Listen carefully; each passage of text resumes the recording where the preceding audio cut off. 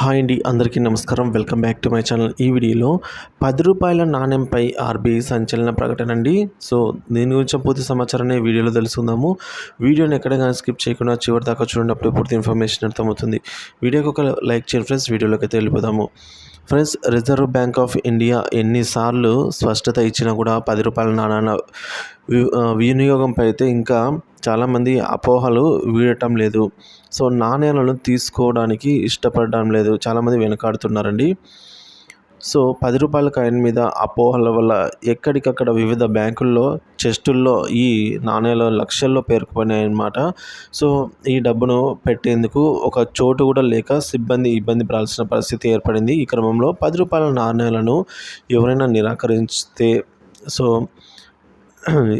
ఈ విధంగా 10 రూపాయల నాణేలను నిరాకరించడంపై ప్రజలకు అవగాహన కల్పించేందుకు ఆర్బీఐ ప్రధాన బ్యాంకర్లు వారి కస్టమర్లుగా ఉన్న ముఖ్యమైన రిటైల్ సంస్థల ప్రతినిధులతో ఇవాళ విస్తృత సమావేశం అయితే నిర్వహించనున్నారు. ఈ సందర్భంగా 10 రూపాయల కాయిన్స్ను 10 రూపాయల కాయిన్ పైన ఉన్న అపోహలను దూరం చేయనున్నారు.